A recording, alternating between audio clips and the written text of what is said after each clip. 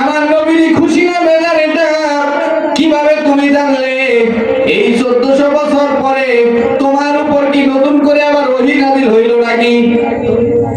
ইবাদত করব আমি, নবীকে সালাম দিব, আমার দরুদ পড়ব আমার নবী। খুশি হও তুমি, নালে বেজার হও তুমি কেন?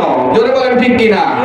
আমার নবী খুশি হলে হবে, বেজার হলে আমার নবী হবে, তুমি কে মাঝখানে হওয়ারে? জোরে বলেন ঠিক কিনা? সম্মানিত হাজিরিন, এটা আমাদের নবীর ব্যাপার, আমাদের ব্যাপার। জোরে বলেন ঠিক কিনা? সম্মানিত হাজিরিন, এই জন্য আমাদের নবী ওই মিলাদ কিয়ামে খুশি, নবীও সাবেত করেছে। এই ঘটনা শুনলে আপনারাও জানতে পারবেন।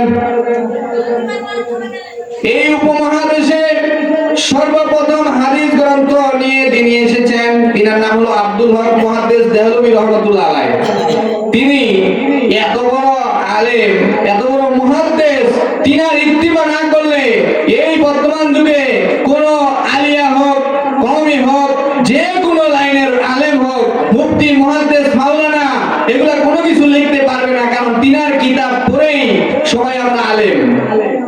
তিনি প্রতি বছর আব্দুল হক মুহাদ্দিস দেহলভী রাহমাতুল্লাহ আলাইহি প্রতি বছর ঈদে মিলাদুন নবী 12 দিন ব্যাপী পালন করেছেন। বলেন না সুবহানাল্লাহ।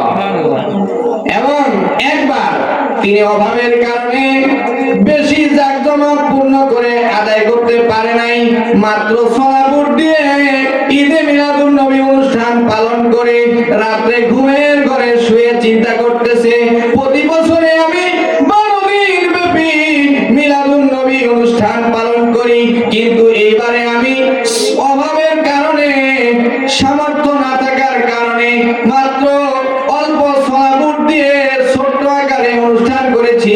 আমার নবী খুশি হয়েছে না বেজার হয়েছে আমি জানি না, মন খারাপ হয়ে শুয়ে আছে।